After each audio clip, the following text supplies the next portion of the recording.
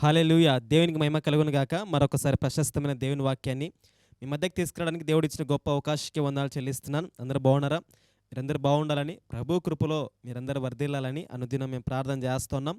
అలాగే అనేక మంది మీ ప్రార్థన అవసరతలు మీరు మాకు తెలియజేస్తున్నందుకు వందనాలు. మీ కొరకు మేము ప్రార్థన చేస్తున్నాం. అనేక మంది సాక్ష్యాలు కూడా ఇస్తున్నారు. మాకు రోగాలు బాగుతున్నాయి, స్వస్థతలు వస్తున్నాయని. అందుని బట్టి దేవునికి మహిమ చెల్లిస్తుంటున్నాం. అలాగే ఈ వాక్యాలు మీకు నిజంగా మేలుకరంగా, ఆశీర్వాదకరంగా ఉన్నట్లయితే అనేక మంది మీ స్నేహితులకి తెలియచేయండి. తద్వారా వారు కూడా ఆత్మీయ దీవెనలో ఆశీర్వాదాలు పొందుకుంటారు. వాక్యంలోకి వెళ్ళకముందు చిన్న ప్రార్థన చేసుకుని మనం ముందుకెళ్దాం. మీరున్న చోట దయచేసి మోకరించండి. తద్వారా దేవుడు ఈరోజు మనతో మాట్లాడనింటున్నాడు. ప్రేమ నమ్మకం గల ప్రియ పరలోకపు తండ్రి, నీకే వందనాలు చెల్లిస్తున్నాను. ధ్యానించే వాక్యాన్ని దీవించుము, ఆశీర్వదించుము. నాతో మీరు మాట్లాడమని నీ స్వరాన్ని మీరు మాకు వినిపింపచేసి పరిశుద్ధాత్మ శక్తి నా పైన మా పైన కుమ్మరించి అభిషేకించుమని యేసయ్య నామమున ప్రార్థిస్తుంటున్నాము తండ్రి. ఆమేన్. హల్లెలూయా! ఈరోజు ఈ వాక్యం వింటుండగా మీలో చాలామంది నా పరిస్థితి బాగలేదు, నా యొక్క స్థితిగతులు సరిగ్గా లేవు, రోజు రోజుకి నా జీవితము పతనమైపోతుంది, అసలు ఎందుకు బ్రతికున్నానో నాకు అర్థం కావడం లేదు అని నిరుత్సాహకరమైన, బాధాకరమైన మాటలు మాట్లాడుతున్నావా? దిగులు చెందుతున్నావా? ఒక్కటే ఆలోచన వస్తుందా? సరైన టైంకి భోజనం తినాలనిపించడం లేదా? నిద్ర పట్టడం లేదా? చింతించొద్దు. దేవుడు వాక్యం సెలవిస్తుంది, నిన్ను గురించి చింతించే దేవుడు ఉన్నాడు. మీ చింత యావత్తు నా పైన వేయుడి, నేను మీ చింత యావత్తును తీరుస్తాను దేవుడు వాగ్దానం ఇస్తుంటున్నాడు. ఆమేన్. కాబట్టి ఈ వాగ్దానం దేవుడు మీ పక్షాన్ని నెరవేర్చబోతున్నాడు. ధైర్యంగా ఉండండి. ఈ లోకంలో దేవుడు మనిషిని సృష్టించాడు, నిన్ను నన్ను సృష్టించాడు. ఆదామును అవ్వను చేసి దేవుడు వారిని ఆశీర్వదించాడు. ఏమని ఆశీర్వదించాడు తెలుసా? మీరు ఫలించి అభివృద్ధి పొంది విస్తరించి భూమిని నిండించి దాన్ని లోపరుచుకోమన్నాడు. ఇది ఆదాము అవ్వకిచ్చిన ఆశీర్వాదం. ఈరోజు ఈ వాక్యం వింటుండగా నా జీవితంలో ఆశీర్వాదమే లేదు, దీవెన లేదు, వర్ధిల్లడం లేదు, ఎక్కడ వేసిన గొంగలు అక్కడే ఉండిపోయింది, ముందుకు వెళ్ళడం లేదు, నా జీవితం అని బాధపడుతున్నావా? అయితే ఈరోజు దేవునితో స్పష్టంగా మాట్లాడుతున్నాడు. నువ్వు ఆశీర్వదించబడాలి అని అనుకుంటున్నట్లయితే ఈ వాక్యాన్ని తప్పకుండా విను. ఈ వాక్యం విని ఈరోజు వింటున్న సందేశ ప్రకారం నువ్వు జీవించి చూడు. దేవుడు అద్భుతంగా నేను ఆశీర్వదించడానికి రెడీగా ఉంటున్నాడు. హల్లెలూయా! బైబిల్లో ఇస్సాకు అనే ఒక గొప్ప వ్యక్తి ఉన్నాడు. అబ్రహాము దేవుడు, ఇస్సాకు దేవుడు, యాకోబు దేవుడు అని పిలిపించుకోవడానికి ఇష్టపడ్డాడు దేవాది దేవుడైన యెహోవా దేవుడు. అబ్రహాము కుమారుడుగా మనకి ఇస్సాకు బాగా తెలుసు. అబ్రహాంకి లేక పుట్టిన ఒక కుమారుడు. 100 సంవత్సరాల వయసులో వాగ్దాన పుత్రుడిగా ఇస్సాకు లోకానికి వచ్చాడు. ఇస్సాకు అనే మాటకి నవ్వు అని అర్థం. అయితే ఇస్సాకు జీవితము ఏమంత సాఫీగా సాగలేదు. మనలాగానే ఇస్సాకు జీవితం కూడా ఎన్నో ఒడిదుడుకులు ఎదుర్కొంది, ఎన్నో కష్టాల గుండా వెళ్ళింది, ఎన్నో శ్రమల గుండా వెళ్ళింది, ఎన్నో కరువులు వచ్చాయి, ఎన్నో ఇబ్బందులు పడ్డాడు. అయితే తను ఆశీర్వదించబడ్డానికి గల కారణం ఏంటి తెలుసా? అదే మనం ఈరోజు ధ్యానించబోతుంటున్నాం. ఇస్సాకు కూడా నీలాగా నాలాగా మనిషే. నీలాగే తను కూడా ప్రతి పరిస్థితి గుండా, ఇబ్బంది గుండా వెళ్తూ వచ్చాడు. అయితే ఆ పరిస్థితులన్నింటిలోనూ కూడా తను విజయం పొందుతూ వచ్చాడు, ఆశీర్వదించబడుతూ వచ్చాడు. ఈ వాక్యం వింటుండగానే దేవుడు ఈ రోజు నుంచి నిన్ను ఆశీర్వదించబోతున్నాడు. నీ పరిస్థితులన్నీ తారుమారు చేయబోతుంటున్నాడు. నమ్ముతున్నావా? దిగులు చెందొద్దు, అధైర్యపడొద్దు, భయపడకు. దేవుని పక్షాన కార్యం ఈరోజు చేయబోతుంటున్నాడు. నమ్మి విశ్వసిద్దాం, అద్భుతాన్ని దేవుడు చేయబోతుంటున్నాడు. హల్లెలూయా! హల్లెలూయా! చూడండి, ఇస్సాకు ఆశీర్వదించబడడానికి కారణం ఏంటంటే, ఇంకా ఇస్సాకు దేవుని వాగ్దానాలను నమ్మాడు. ఇస్సాకు దేవుని వాగ్దానాన్ని నమ్మి విశ్వసించి వాగ్దానాన్ని గట్టిగా పట్టుకున్నాడు. దేవుడిచ్చిన వాగ్దానం నమ్మదగినదిగా ఎంచాడు. చాలాసార్లు మనుషులము వాగ్దానం ఇస్తాం కానీ తప్పిపోతాం. కానీ దేవుడు వాగ్దానం ఇచ్చాడంటే, దేవుడు మాట ఇచ్చాడంటే ఆయన తప్పిపోయేవాడు కాదు. ఇస్సాకు దీవించబడ్డానికి కారణం ఏంటి తెలుసా? దేవుని వాగ్దానాన్ని నమ్మాడు. చూడండి, ఆదికాండం 26వ అధ్యాయము 1వ వచనం మనం చూసినట్లయితే, అబ్రహాము దినములలో వచ్చిన మొదటి కరువు గాక మరి ఒక కరువు ఆ దేశంలో వచ్చెను. అబ్రహాము దినములలో వచ్చిన కరువు కాక మరి ఒక కరువు ఇస్సాకు కాలంలో కూడా వచ్చింది. ఇస్సాకు జీవిస్తున్న కాలంలో ఒక కరువు వచ్చింది. కరువు అంటే వానలు ఉండవు, పంటలు పండవు, ఆహార కొరత ఉంటుంది, చాలా ఇబ్బందికరమైన పరిస్థితులు గుండా అక్కడున్న కుటుంబాలు కానీ ఆ రాజ్యం కానీ వెళ్ళవలసి వస్తుంది. అయితే ఇస్సాకున్న ప్రాంతంలో కరువు వచ్చింది. కరువు వచ్చినప్పుడు ఇస్సాకు ఏం చేశాడు? ఈరోజు నీ జీవితంలో కూడా కరువు వచ్చిందా? ఎంత సంపాదించినా చినిగిన సంచులు వేసినట్టుగా వెళ్ళిపోతుందా? సంపాదించినంత పిల్లల ఆరోగ్యం కొరకే ఖర్చు పెట్టాల్సి వస్తుందా? రాత్రింబగళ్ళు కష్టపడుతున్నా కానీ నీ సంపాదన నిలవబడడం లేదనుకుంటున్నావా? ఇంట్లో సరైన ఆహారం లేదని బాధపడుతున్నావా? దుఃఖంలో మునుగు తేలుతున్నావా? కరువు గుండా వెళ్తున్నావా? ఆర్థికపరమైన ఇబ్బందులు ఉండే వెళ్తున్నావా? అనారోగ్య సమస్యలు ఉండే వెళ్తున్నావా? కరువులో ఉన్నావా? ఇస్సాకు వలె. ఇస్సాకు కూడా కరువు వచ్చిందండి. భక్తుడే, దేవుని నమ్మిన బిడ్డే, ప్రార్థనాపరుడే, అబ్రహాము కుమారుడే, వాగ్దాన పుత్రుడే. కానీ ఏమొచ్చింది? కరువు వచ్చింది. మరి ఆ కరువులో ఇస్సాకు చేసిన పనేంటి? మొట్టమొదటిగా చెప్పాను కదా, వాగ్దానాన్ని నమ్మాడు. ఏంటి దేవుడిచ్చిన వాగ్దానం? చూడండి, ఆదికాండం 26వ అధ్యాయము 3-4 వచనాలు మనం చూసినట్లయితే, ఈ దేశమందు పరివాసివై ఉండుము, నేను నీకు తోడయుండి నిన్ను ఆశీర్వదించెదను. ఈ దేశమందు నీవు ఏమై ఉండాలంట? పరివాసివై ఉండుము, నేను నీకు తోడయుండి నిన్ను ఆశీర్వదించెదను. పరివాసివై ఉండు. ఈ దేశమందు నువ్వు పరివాసివై ఉండు, నేను నిన్ను ఆశీర్వదించదనని దేవుడు వాగ్దానం ఇస్తున్నాడు. వాగ్దానం నమ్మాడు. సర్వసాధారణ కరువు వస్తే మనం ఏమంటాం? ప్రభువా, కరువు వచ్చింది, నేను ఇక్కడి నుంచి వెళ్ళిపోతున్నాను, నాకు సహాయం చేయి, ఈ కరువులో నేను ఉండలేను, నిజంగా నువ్వు నాకు తోడుంటే కరువు ఎందుకు వస్తుంది, నేను సమృద్ధి గల చోటుకి వెళ్తాను, ఎక్కడుంది సమృద్ధి అక్కడ నన్ను పంపించు ప్రభువా అని ప్రార్థన చేస్తాం. కానీ దేవుని చిత్తం అది కాదు. ఇస్సాకు కరువు వచ్చినప్పుడు దేవుడు ఒక వాగ్దానం చేస్తాడు, నువ్వు ఎక్కడికి వెళ్ళొద్దురా బాబు, నీకు వాగ్దానం ఇస్తున్నా, నువ్వు ఈ దేశంలో నువ్వు పరివాసిగా ఉండు, నేను నిన్ను ఆశీర్వదిస్తా, కరువు ఉన్న ప్రాంతంలో ఆశీర్వదిస్తా అంటున్నాడు దేవుడు. వాగ్దానం నమ్మాడా లేదా? ఇస్సాకు ఎక్కడికి వెళ్ళలేదు, కరువు వచ్చినా సరే అక్కడే ఉన్నాడు. ఈ వాక్యం వింటుండగానే కరువు వచ్చిందని బాధపడుతున్నావు, భయపడుతున్నావు, పరిస్థితులు బాగలేవు, పారిపోదాం అనుకుంటున్నావు. ఎప్పుడైనా ఒకటి గుర్తుపెట్టుకో, పరిస్థితులకు ఎప్పుడు కూడా తల ఒగ్గద్దు, ఓటమికి ఎప్పుడు అంగీకరించొద్దు. ప్రయత్నించు. ప్రయత్నిస్తే పోయేది ఏమి లేదు. తప్పకుండా దేవుడు ఆశీర్వదిస్తాడు. నీ ప్రతి ప్రయత్నంలో దేవుడు నీకు ఒక పాఠాన్ని నేర్పిస్తాడు. ప్రయత్నించగా తప్పకుండా ఒకరోజు దేవుడు సక్సెస్ ఇస్తాడు. థామస్ ఎల్వా ఎడిసన్ కొన్ని వందల సార్లు బల్బు కనిపెట్టే విషయంలో తన ఎక్స్పెరిమెంట్స్ ఫెయిల్ అయ్యాయి. అలా ఫెయిల్ అయిన సమయంలో చివరిగా ఒక ఎక్స్పెరిమెంట్ సక్సెస్ అయింది. దేవుడు అద్భుతం చేస్తాడు. వెయిటింగ్లో ఎప్పుడు కూడా లాస్ ఉండదు. గుర్తుపెట్టుకోండి, అబ్రహాం లింకన్ గారు ఇంచుమించుగా 11-13 సార్లు ఆయన పోటీ చేసి ఓడిపోయారు. కానీ చివరిసరిగా గెలిచి అమెరికా అధ్యక్షుడు వచ్చాడు. ఓటమి రాగానే కృంగిపోవద్దు, కరువు రాగానే పారిపోవద్దు. దేవుడు వాగ్దానాన్ని నమ్ము, దేవుని మాట ఏంది విశ్వాసం ఉంచు. ఇస్సాకు దేవుని మాట ఏంది నమ్మిక ఉంచాడు. ఇస్సాకు దేవుని వాగ్దానాన్ని నమ్మాడు, విశ్వసించాడు. దేవుడు మాట ఇచ్చాడంటే తప్పడు. జగన్ గారు అంటారు కదా, ఇచ్చాడంటే చేస్తాడంతే అని. ఆయన సాంగ్లో ఒక మాట ఉంటుంది, చెప్పాడంటే చేస్తాడని కదా. ఆ మాట తప్పడు, మడమ తిప్పడు అనే జగన్ గారు గురించి మనం చూస్తూ ఉంటాం ఆయన మాట్లాడుతున్న మాటల్లో. ఆ మాట ఎగ్జాక్ట్గా దేవునికి సరిపోతుంది. చెప్పాడంటే చేస్తాడు, మాట ఇచ్చాడంటే మడమ తిప్పడు. యేసయ్య, అర్థమవుతుందా? ఆయన మాట ఇచ్చి నెరవేర్చువాడు. కాబట్టి అబద్ధమాడుటకు ఆయన నరుడు కాదని దేవుని వాక్యం సెలవేస్తోంది. దేవుడు మాట ఇచ్చాడంటే, వాగ్దానం ఇచ్చాడంటే తప్పకుండా నెరవేరుస్తాడు. కరువులో ఉంది అని పర్వా నాకు సహాయం చేయంటే సహాయం చేయడానికి ఆయన వచ్చాడు. మనం కరువులో ఉండాలని దేవుని చిత్తం కాదు. మనం ఫలించాలని, మనం అభివృద్ధి పొందాలని, మనము విస్తరించాలని, భూమిని నిండించి లోపరుచుకోవాలని దేవుని యొక్క ఉద్దేశం తప్ప నువ్వు శాపంలో ఉండాలని, నువ్వు కృంగిపోవాలని, నువ్వు అప్పుల పాలు కావాలని, నువ్వు బికారిగా ఉండాలని, నువ్వు దరిద్రుడుగా ఉండాలని దేవుని చిత్తమే కాదది. దేవుని చిత్తం ఏంటంటే నువ్వు ఆశీర్వదించబడాలి. అబ్రహాం ధనవంతుడు, ఇస్సాకు ధనవంతుడు, యాకోబు ధనవంతుడు, దావీదు రాజు, వీళ్ళందరూ కూడా గొప్ప ధనవంతులు, భాగ్యవంతులు, రాజులు, రాజ్యాలు నిర్మించిన వారు, దేవుని నమ్మిన బిడ్డలే, దేవుని చేత దీవించబడ్డారు వారంతా. కాబట్టి ఐశ్వర్యంతులు కావడం, ధనవంతులు కావడం, దీవించబడ్డం, ఆశీర్వదించబడ్డం దేవునికి వ్యతిరేకమైన పదం ఏమీ కాదు. దేవుడు ఆశీర్వదిస్తాడు. నేను మిమ్మల్ని ఆశీర్వదిస్తాను దేవుడు వాగ్దానం ఇచ్చాడు. నమ్మి విశ్వసించు. చాలాసార్లు మన జీవితాల్లో ఓటమి ఎందుకు కలుగుతుంది తెలుసా? చాలాసార్లు కరువులోనే మనం ఎందుకు ఉండిపోతున్నామంటే దేవుని మాటను మనం నమ్మం, దేవుడిచ్చిన వాగ్దానాన్ని మనం నమ్మం.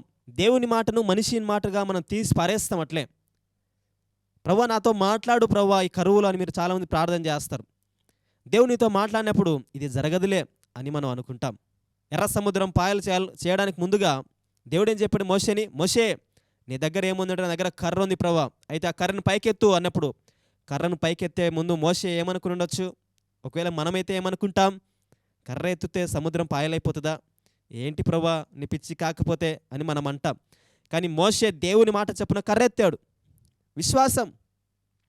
సముద్రం 2 పాయలైపోయింది. అద్భుతం జరిగింది, ఆశ్చర్యకారం జరిగింది. బండను కొట్టు అన్నాడు. ప్రభు బండను కొడితే నీళ్ళు వస్తాయంటావా, ఏంటి ప్రభా మరి అంటే నువ్వు విశ్వసించాడు. నువ్వు కొట్టంటే కొట్టాడంతే. నమ్మకం, విశ్వాసం. ఎప్పుడైతే దేవుని మాట ఏదో నువ్వు విశ్వాసం ఉంచుతావో, దేవుని మాట ప్రకారం చేస్తావో తప్పకుండా నువ్వు దీవించబడతావు, ఆశీర్వదించబడతావు. కాబట్టి ఆశీర్వదించబడాలి అనే కోరిక నీకు ఉన్నట్లయితే నువ్వు చేయవలసిన మొట్టమొదటి పని ఏంటంటే దేవుని వాగ్దానాన్ని నమ్మాలి. దేవుని మాట యందు నువ్వు విశ్వాసం ఉంచాలి. దేవుడు నీకు ఏదైతే చెప్పాడో అది చెయ్యాలి. అప్పుడు ఆయన తప్పకుండా నేను ఆశీర్వదిస్తాడు. వాగ్దానం ఇచ్చిన వాడు నమ్మదగినవాడు. హెబ్రీ రాసిన పత్రిక చూడండి 6వ అధ్యాయము 14-15 వచనం. హెబ్రీ రాసిన పత్రిక 6వ అధ్యాయము 14-15 వచనాలు. ఆకాశం మండలము గుండా వెళ్ళిన దేవుని కుమారుడైన యేసు అను గొప్ప ప్రధాన యాజకుడు మనకున్నాడు గనుక మనము ఒప్పుకొని దాన్ని గట్టిగా చేపట్టుదుము. చూసారా, దేవుని కుమారుడైన యేసు అను గొప్ప ప్రధాన యాజకుడు మనకున్నాడు. ఆయన ప్రధాన యాజకుడుగా మనకున్నాడు. ఆయన ఉన్నాడంతే. నేను ఉన్నవాడను అనువాడను అన్నాడు దేవుడు. మోషే అడిగాడు, దేవా నీ పేరేంటంటే నేను ఉన్నవాడును అనువాడును అన్నాడు. హల్లెలూయా. దేవుడు ఆయన తన ఉనికిని చాటుతున్నాడు అనుక్షణం. నీ జీవితంలో అద్భుతం జరగాలంటే దేవుని వాగ్దానం నమ్ము. దేవుని మాట ఏంది విశ్వాసం ఉంచు. 31 రాత్రి జనవరి 1 వాగ్దానం తీసుకొని బైబిల్లో పెట్టేస్తే సరిపోదు, లేదంటే ఎక్కడో గూట్లో పెట్టేస్తే సరిపోదు, లేదంటే ఫ్రేమ్ చేసుకొని దాని వాగ్దానం ఇంట్లో పెట్టుకుంటే సరిపోదు. ఆ వాగ్దానం నువ్వు నమ్మాలి, ఆ వాగ్దానం నువ్వు విశ్వసించాలి, నువ్వు క్లెయిమ్ చేయాలి వాగ్దానాన్ని. ప్రభా నువ్వు అలా చేస్తాన్నావు కదా, నువ్వు మాట ఇచ్చావు కదా అని దేవునికి మనం ఆ మాట గుర్తు చేయాలి. దేవునికి ఆ మాటను గుర్తు చేయాలి. మనం ఆ వాగ్దానాన్ని గుర్తు చేయాలి. దేవుడు ఇస్సాకు వాగ్దానం ఇచ్చాడు, నువ్వు ఆ దేశమందు పరివాసివయుండు, నేను నిన్ను ఆశీర్వదిస్తా అన్నప్పుడు ఇస్సాకు ఏమని ఉండాలి? ప్రభా చుట్టూ కరువు కదా, ఎలా ఉండాలంటావు ఇక్కడ ఇంత కరువులో అని ఇస్సాకు దేవుని క్వశ్చన్ చేయొచ్చు, కానీ క్వశ్చన్ చేయలేదు.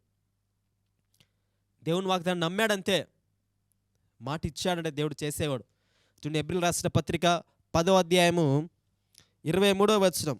హెబ్రీయులు రాసిన పత్రిక 10వ అధ్యాయము 23వ వచనం మనం చూసినట్లయితే, వాగ్దానం చేసినవాడు నమ్మదగినవాడు గనక మన నిరీక్షణ విషయమై మనం ఒప్పుకున్నది నిశ్చలముగా పట్టుకొందుము. వాగ్దానం చేసినవాడు నమ్మదగినవాడు గనక. వాగ్దానం చేసినవాడు నమ్మదగినవాడు. మనుషులు వాగ్దానం చేసినట్లు మోసపూరితమైన వాగ్దానాలు కాదు. దేవుడు వాగ్దానం ఇచ్చాడంటే అవునంటే అవును, కాదంటే కాదు, అంతే. అది దేవుని మాట, అంతే. అబ్రహమా నిశ్చయముగా నీకు నీ సంతానం ఇస్తానన్నాడు దేవుడు. మాట తప్పలేదే. వాగ్దానం ఇచ్చినట్లుగానే ఇస్సాకుని ఇచ్చాడు. నిశ్చయముగా నేను నిన్ను ఆశీర్వదిస్తానని అబ్రహాంకు వాగ్దానం ఇచ్చాడు. దేవుడు ఆశీర్వదిస్తూనే వచ్చాడు. దేవుడు మాట ఇచ్చాడంటే ఆయన నెరవేర్చే దేవుడు, నమ్మదగిన దేవుడు ఆయన. నువ్వు ఆయన ఎంతైనా నమ్మచ్చు. మనుషులు నమ్మి భంగపాటు ఎదురయ్యే బదులు దేవుని యందు, దేవుని వాగ్దానం ముందు విశ్వాసం ఉంచి దేవుడు ఆశీర్వదిస్తాడు. కాబట్టి ఈ వాక్యం వింటుండగానే ఇస్సాకు దేవుని వాగ్దానాన్ని నమ్మినట్లుగా నువ్వు కూడా దేవుని వాగ్దానం ముందు విశ్వాసం ఉంచు. దేవుని వాగ్దానము నమ్మదగినది, దేవుని మాట నమ్మదగినది. కాబట్టి ఇస్సాకు ఆశీర్వదించబడడానికి కారణం ఏంటి తెలుసా? మొట్టమొదటిగా వాగ్దానాన్ని నమ్మాడు, వాగ్దానాన్ని విశ్వసించాడు. కాబట్టి దేవుడు నీకు ఈరోజు ఒక వాగ్దానం ఇస్తుంటున్నాడు, నేను నిన్ను ఆశీర్వదిస్తాను. నమ్ము, విశ్వసించు. నువ్వు ఫలించాలని, నువ్వు అభివృద్ధి పొందాలని, విస్తరించాలని దేవుని యొక్క ఆశ ఏంటినది. ఇంకెంతకాలం అపనమ్మకంతో జీవిస్తావు, అవిశ్వాసంతో జీవిస్తావు? ఆవగింజంత విశ్వాసం ఉంటే చాలన్నాడు దేవుడు. ఆ కొండ వెళ్ళి నీటిలో పడమంటే పడుతుంది అన్నాడు. ఆవగింజంత విశ్వాసం లేదా నీలో? కొంచెం విశ్వాసం లేదా? దేవుని వాగ్దానం నమ్మలేవా? ఎవరినెవరో నమ్ముతావు కదా. దేవుని మాట ఎందుకు నమ్మిక ఎందుకు ఉంచొద్దు? వాగ్దానం ఇచ్చి నెరవేర్చే దేవుని ఎందుకు నమ్మకం ఉంచొద్దు? మాట తప్పని దేవుని యందు విశ్వాసం ఎందుకు ఉంచకూడదు? ప్రభువునందు నమ్మకం ఎందుకు ఉంచకూడదు? ఆయన వాగ్దానము శ్రేష్టమైనది, ఆయన మాట జీవము గలది. ఆ మాట యందు నమ్మిక ఉంచు. దేవుడు ఆశీర్వదిస్తానంటే ఆశీర్వదిస్తాడు, అంతే. ఇంకా హల్లెలూయా. దేవుడు ఇప్పుడే గొప్ప ఆశీర్వాదాన్ని నీ పైకి తీసుకురాబోతున్నాడు. నమ్మి విశ్వసించు అంతే. హల్లెలూయా. నీ సమస్యలంటే దేవుడు విడిపించబోతున్నాడు, నిన్ను ఆశీర్వదించబోతున్నాడు, నిన్ను దీవించబోతుంటున్నాడు, నిన్ను హెచ్చించబోతుంటున్నాడు. అయితే నువ్వు చేయవలసిన మొట్టమొదటి పని ఏంటో తెలుసా? వాగ్దానం నమ్మాలి.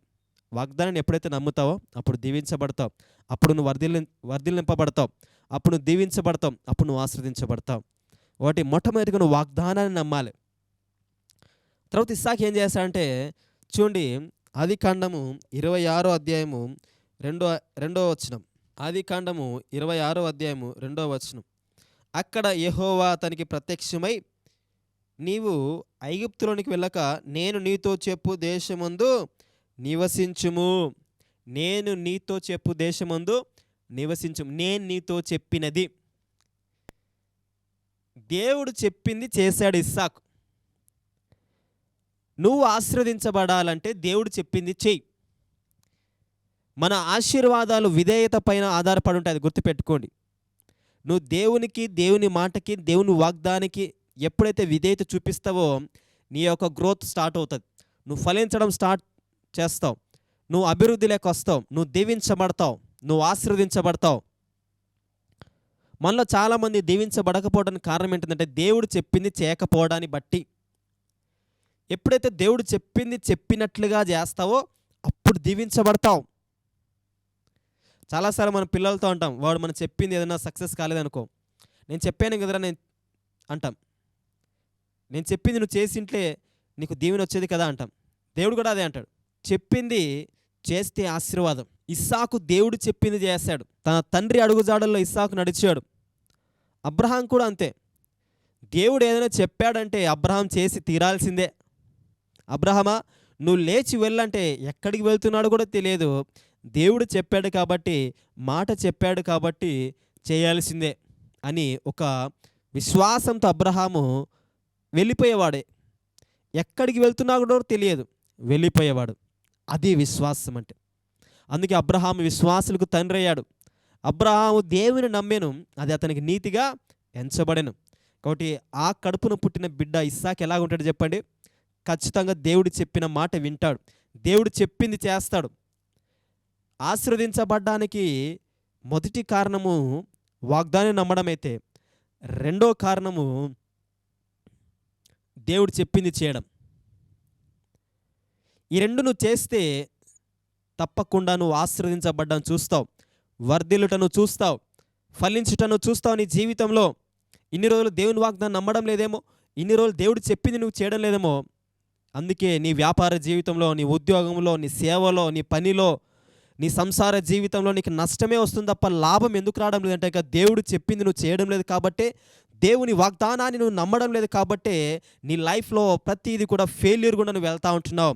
సక్సెస్ అనేది నీకు లేకుండా జీవితం భ్రష్టుపట్టి నువ్వు ఎందుకు ఓటమి పాలైన వ్యక్తిగా నువ్వు ఉంటున్నావంటే ప్రభువు చెప్పింది చేయడం లేదు, దేవుని వాగ్దానం ముందు నువ్వు విశ్వాసం ఉంచడం లేదు కాబట్టి నువ్వు ఒక జీరోగా మిగిలిపోతుంటున్నావు. But God not wanted to be నిన్ను జీరోగా పెట్టాడు అనుకోవట్లేదు. నిన్ను ఆయన హీరోగా చేయాలనుకుంటున్నాడు, నిన్ను తలగా నియమించాలనుకుంటున్నాడు, నిన్ను అప్పు ఇచ్చేవాడుగా చేయాలనుకుంటున్నాడు, నిన్ను ఎత్తైన కొండపైన ఎక్కించాలనుకుంటున్నాడు. అదే దేవుని యొక్క ప్లాన్. నా తలంపులు మీ తలంపులు వంటివి కాదు, ఆకాశంకి అంటే ఎక్కువగా నేను మీ పట్ల తలంపులు కలిగి ఉంటున్నానని దేవుని వాగ్దానం సెలవిస్తుంటున్నాడు. మన తలంపులు చాలా చిన్నవి, మన ఆలోచనలు చాలా చిన్నవి, మన ప్లాన్స్ చాలా చిన్నవి.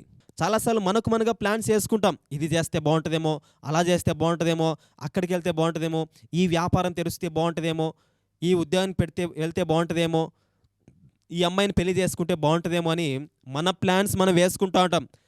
బట్ నువ్వు దీవించబడాలంటే, ఆశీర్వదించబడాలంటే లెట్స్ డూ గాడ్స్ ప్లాన్. దేవుని పని చెయ్యి, దేవుడు చెప్పింది చెయ్యి, దేవుని చిత్తము చెయ్యి, దీవించబడతావు. ఒకసారి ఒక సహోదరుడు వచ్చి ఏం వ్యాపారం చేస్తే బాగుంటుందని నాకు తెలిసిన ఒక సేవకుని దగ్గరికి వచ్చి అడిగాడు. అప్పుడు ఆ సేవకుడు ఎంతో ప్రార్థన చేసి ఆలోచించి, బాబును గుడ్ల వ్యాపారం చేయి అని ఒక సలహా ఇచ్చాడు. చెప్పిన మాట చెప్పినట్లుగా ఆ విశ్వాసి వెళ్ళి దైవజనుడి మాట ప్రకారం వెళ్ళి వ్యాపారాన్ని ఆరంభించాడు. ఇంకొక సలహా కూడా ఇచ్చాడు, గుడ్డు మీద ఎక్కువ లాభం ఆశించకుండా నీకు ఎంతైతే అవసరమో అంతే లాభం వేసుకుని వ్యాపారం చేయి అని సలహా ఇస్తే, దేవుని మాట ప్రకారం, దైవ సేవకుని మాట ప్రకారము వెళ్ళి వ్యాపారం ఆరంభించాడు. ఇప్పుడు ఆ వ్యాపారం ఎలా ఉంది తెలుసా? వన్ ఆఫ్ ది ఎక్కువ సేలింగ్స్ జరిగే ప్రొపరేటర్ తను.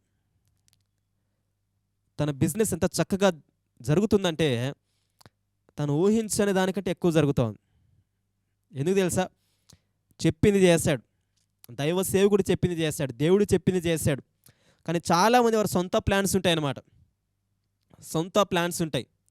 ఎప్పుడు కూడా నీ సొంత ప్లాన్స్ని వేసుకొని ముందుకెళ్ళొద్దు. నీకు ఫెయిల్యూర్స్ వస్తాయి, నీకు అపజయం ఎదురవుతుంది, నువ్వు ఓటమి పాలైపోతావు, చేతగానివాడుగా మిగిలిపోతావు, ప్రయత్నం చేసి చేసి చేసి చేసి ఓడిపోతావు, పరిగెత్తి పరిగెత్తి పరిగెత్తి పరిగెత్తి అలిసిపోయి కూలబడిపోతావు. జాగ్రత్త. ఆ స్థితికి రాకముందే దేవుడు చెప్పింది చెయ్యి. ఆయన మార్గము చాలా మంచి మార్గం, ఆయన కాడి చాలా సులువైనది అని దేవుని వాక్యం సెలవిస్తోంది. ఆయన ప్రేమ గల దేవుడు, నేను ఇబ్బంది పెట్టేవాడు కాదు, నీకు నష్టం రావాలని చూసే దేవుడు కాదు, నిన్ను ఆశీర్వదించాలని కోరుకునే దేవుడు. నిన్ను సృష్టించిందే దీవించాలని, ఆశీర్వదించాలని, నువ్వు శాపగ్రస్తుడు కావాలని కాదు. మనకు శాపం ఎందుకు వస్తుందంటే, మనకు కరువు ఎందుకు ఉందంటే, మనం ఎందుకు ఓడిపోతున్నామంటే, మనకెందుకు సక్సెస్ రావడం లేదంటే ఇంకా మనం దేవుడు చెప్పింది చెయ్యం. చాలాసార్లు మనుషుల ఆలోచన తీసుకుంటాం కానీ దేవుని ఆలోచన మనం తీసుకోం. మనుషులు చెప్పిందే వింటాం కానీ దేవుడిచ్చిన వాగ్దానాన్ని నమ్మం. మనుషుల షూరిటీ కోరుతాం కానీ దేవుని యొక్క భరోసాను మనం కోరుకోం. నువ్వు దీవించబడాలంటే, నువ్వు ఆశీర్వదించబడాలంటే నువ్వు చేయవలసిన పని ఏంటి తెలుసా? మొట్టమొదటిగా దేవుని వాగ్దానాన్ని నమ్మాలి. వాగ్దానం ఇచ్చి నెరవేర్చే దేవుని యందు నమ్మకం ఉంచి దేవుడిచ్చిన వాగ్దాన ప్రకారం నువ్వు చేసినట్లయితే తప్పకుండా దేవుడు నిన్ను ఆశీర్వదిస్తాడు. రెండోదిగా దేవుడు చెప్పినట్లుగా చేయాలి. ఇస్సాకు దేవుడు చెప్పినట్లుగా చేశాడు కాబట్టే దీవించబడ్డాడు, ఆశీర్వదించబడ్డాడు. అబ్రహాం కూడా అలాగే చేశాడు. అబ్రహాం గురించి దేవుడే సాక్ష్యం ఇచ్చాడు. అదే 26వ అధ్యాయం 5వ వచనం మీరు చూస్తే చూడండి ఏమంటున్నాడు దేవుడు అబ్రహాం విషయంలో, ఇస్సాకు తండ్రి విషయంలో ఏమంటున్నాడు చూడండి. ఏలయనగా అబ్రహాము నా మాట విని నేను విధించిన దాని, నా ఆజ్ఞలు, నా కట్టడలను, నా నియమములను గైకొనని చెప్పాను. చూసారా? ఏలయనగా అబ్రహాము నా మాట విని. ఇస్సాకు, మీ నాన్న కూడా నీలాగే నా మాట విన్నాడయ్యా, దీవించబడ్డాడు. నువ్వు కూడా నా మాట వింటే దీవించబడతావు. మాట వినడంలోనే ఉందండి ఆశీర్వాదం, విధేయత చూపడంలోనే ఉందండి దీవెన, ప్రభు యందు విశ్వాసం ఉంచడంలో ఉంది ఆశీర్వాదం. ఇది చాలామంది తెలియక ఎందుకో ఎంతగానో ప్రయాసపడి అలసిపోతున్నారు తప్ప దేవుడు చెప్పింది చేద్దామనే ఆలోచన ఎవరికి రావడం లేదు. దేవుడు వద్దు అన్నదే చేస్తారు తప్ప దేవుడు చెప్పింది చెయ్యాలనే ఆశ చాలామందికి లేదు. తినొద్దురా బాబు ఆ పండు అని చెప్పినప్పుడు హవ్వ ఎందుకు చేయవద్దన్నాడు, ఎందుకు తినవద్దన్నాడు, నేను తింటా అని తినింది కానీ వద్దన్న పని చేసింది కానీ చేయమని చెప్పిన పని చేయలేదు. మనిషి స్వభావం అంతే. వద్దన్న దాన్ని చేయడమే మనిషి స్వభావం, చెప్పింది చేయకపోవడమే పాపం, అదే శాపం. ఈరోజు నీ కుటుంబం శాపం గుండా వెళ్ళడానికి, నీ కుటుంబము నష్టపోవడానికి, ఆశీర్వాదం లేకపోవడానికి కారణం ఏంటి తెలుసా? చెప్పింది చేయకపోవడాన్ని బట్టే, మాట వినకపోవడాన్ని బట్టే. మాట వినకపోవడం అంటే ఆజ్ఞ అతిక్రమించడమే, ఆజ్ఞ అతిక్రమమే పాపం. పాపం ఉంటే ఆశీర్వాదం ఉండదు, పాపం ఉంటే దీవెన ఉండదు. కాబట్టి ఈ వాక్యం వింటుండగానే ప్రభువా నేను చెప్పింది చేస్తాను, నువ్వు చెప్పిందల్లా నేను చేస్తాను, ఎంత కష్టమైనా ఎంత నష్టమైనా నువ్వు మాట ఇచ్చావంటే, వాగ్దానం ఇచ్చిన దేవుడు కనుక నేను నమ్ముతాను. ఆశీర్వదించబడాలంటే మొట్టమొదటిగా నువ్వు దేవుని వాగ్దానం అందు నమ్మకం ఉంచాలి.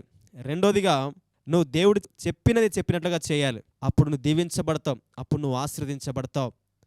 ఎలాంటి పరిస్థితి గుండా వెళ్తున్నప్పటికీ, ఎలాంటి స్థితి గుండా వెళ్తున్నప్పటికీ దేవుడు ఈరోజు నిన్ను ఆశీర్వదించబోతుంటున్నాడు. ఈ వాక్యం వింటుండగానే దేవుడు నీ పరిస్థితులు మార్చబోతుంటున్నాడు. నమ్ముతున్నట్లయితే నాతో పాటు కలిసి ప్రార్థించి కళ్ళు మూసుకుందాం, మోకరిద్దాం. ప్రేమ నమ్మకం గల ప్రియా పరలోకపు తండ్రి, నీకే వందనాలు చెల్లిస్తున్నాను. మరొకసారి తండ్రి మేమందరం కలిసి ప్రార్థిస్తుండగా మీరే సహాయం చేయండి ప్రభువా. తండ్రి మా చుట్టూన్న పరిస్థితులు చాలా భయంకరంగా ఉన్నాయి ప్రభువా. కరువులో ఉన్నాం ప్రభువా, అప్పులలో ఉన్నాం ప్రభువా, అనారోగ్య సమస్యలలో ఉన్నాం ప్రభువా. రేపు పిల్లల ఫీజు ఎలా కట్టాలని ఆలోచిస్తుంటున్నాం ప్రభువా. తండ్రి, అనేక చింతలు గుండా, అనేక ఆలోచనలు గుండా మేము వెళ్తున్నాం ప్రభువా. నా బ్రతికి ఇంతే అనుకుంటున్నాం ప్రభువా. నిరుత్సాహపడిపోతున్నాం, నిరాశ చెందుతుంటున్నాం, కృంగిపోతున్నాం ప్రభువా. రోజు రోజుకి నా జీవితం పతనమైపోతుంది ప్రభువా. ఇక నేను గెలవలేనేమో అనుకుంటున్నాను ప్రభువా. నా జీవితం ఇంతే అనుకుంటున్నాను ప్రభువా. ప్రభువా, ఈరోజు నాతో మీరు మాట్లాడేందుకు వందనాలు ప్రభువా.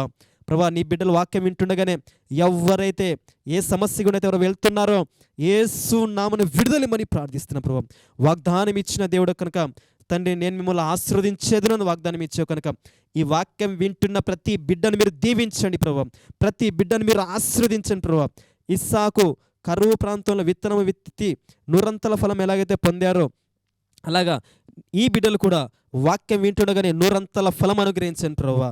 వాక్యం విని విడిచిపెట్టే వారికి కాకుండా వాగ్దానాన్ని నమ్మి దేవుడు చెప్పింది చెప్పినట్లుగా చేస్తూ ఇస్సాకు వలె ప్రార్థనాపరులై తన్ని కృంగిపోకుండా ధైర్యంగా ముందుకు రావడానికి సహాయం చేయమని ప్రార్థిస్తుంటుండగా తండ్రి, ప్రతి సమస్యను విడుదలమని ప్రార్థిస్తున్నాం. ఏ సమస్య గుండా అయితే వారు వెళ్తున్నారో, ఏదైతే వాక్యం వింటుండగా వారు ఇబ్బంది పెడుతుందో ఆ సమస్య నుంచి యేసు నామమున విడుదలమని ప్రార్థిస్తూ నీ కార్యాన్ని జరిగించమని తండ్రి, ప్రార్థన ముగించబడే లోపలే ఆ సమస్య నుంచి విడుదలమని ప్రార్థిస్తూ నీ కార్యాన్ని జరిగించమని యేసు అతి పరిశుద్ధ నామమున ప్రార్థించి స్తుతించి అడిగి వేడుకుంటున్నాము తండ్రి. ఆమేన్. హల్లెలూయా. దేవునికి మహిమ కలుగును గాక. ప్రశస్తమైన దేవుని వాక్యాన్ని మీరు చక్కగా విన్నారు. కాబట్టి విన్నవారు విడిచిపెట్టకుండా వాక్యానుసారంగా జీవించాలన్న మా ఆశ. ఎంతో ఖర్చుతో కూడుకున్న కార్యక్రమాలు ఇవి. అయినప్పటికీ ఒక యవనస్తుడిగా ప్రభు మా మీద భారం పెట్టాడు కాబట్టి చేస్తూ ఉన్నాం. నిజంగా ఈ భారభరితమైన పరిచర్యలో మీ వంతు సహకారం మీరు కూడా అందించాలనుకుంటే తప్పకుండా మీ అమూల్యమైన సహకారాన్ని మీరు మాకు అందించవచ్చు. కిందున్న మా ఫోన్ నెంబర్ ఉంది, మీరు దానికి కాల్ చేయొచ్చు. మీకు ఎలాంటి ప్రార్థన అవసరం ఉన్నా మీరు మాకు తెలియచేయండి. అలాగే మీరు మీ అమూల్యమైన కానుకను మీరు పంపించాలనుకుంటే కిందున్న నెంబర్కి మీరు కాల్ చేయొచ్చు. మీకు అనేకమైన డీటెయిల్స్ మేము చెప్తాం. కాబట్టి ఒక యవనస్తుడిగా దేవుని ఎరగని ప్రాంతంలో కడప జిల్లాలో ప్రభు పిలుపు అందుకొని సేవ చేస్తూ ఉంటున్నాను. మాకు మందిరానికి స్థలం కూడా లేదు, కానీ చిన్న రూమ్ రెంట్కి తీసుకొని సేవ చేస్తూ ఉంటున్నాం ప్రభు చిత్తానుసారంగా. కాబట్టి ప్రభు మిమ్మల్ని ప్రేరేపిస్తే మిమ్మల్ని బట్టి ఇంకా 10 మందికి సువార్తను అందించడానికి, ఈ కార్యక్రమాలు ఇంకా అనేక మందికి చేరువు కావడానికి మీరు సహకరిస్తే మనమందరం కలిసి ప్రభు రాజ్యాన్ని నిర్మిస్తాం. తద్వారా మీరు, మనము ప్రపంచమంతా కూడా దీవించబడులాగన మన వంతు ప్రయత్నం మనం కూడా చేద్దాం. కాబట్టి అంతవరకు ప్రభు మహాకృప మనకందరికీ తోడయుండును గాక. ఆమేన్. నశించిపోతున్న ఆత్మల కోసం భారం కలిగి సత్యమైన స్వచ్ఛమైన వాక్యం ప్రకటిస్తూ యేసే మార్గం సత్యం జీవం అని ఈ లోకాన్ని సవాలు విసురుతూ ప్రభు సేవలో ఆత్మల భారంతో నిరంతరం ప్రయాసపడుతున్న యవ్వన దైవ సేవకుడు బ్రదర్ నాథాన్ గారు తన పరిచర్యను కడప జిల్లాలో జరిగిస్తున్నారు. ఈ వాక్య సందేశాలు నిజంగా మీకు దీవెనకరంగా ఉన్నట్లయితే మాకు మీ అమూల్యమైన కానుకలను క్రింద ఉన్న మా గూగుల్ పే, ఫోన్పే నెంబర్కు పంపవచ్చు. మా నెంబర్ 9446000828. మరిన్ని ప్రార్థన అవసరతలకు సంప్రదించండి. 9446000828. మా చిరునామా ఏసే జీవపు ప్రత్యక్షత మినిస్ట్రీస్, మైదుకూర్, కడప జిల్లా. యేసుక్రీస్తు కృప మీ అందరికీ తోడయుండును గాక. ఆమెన్.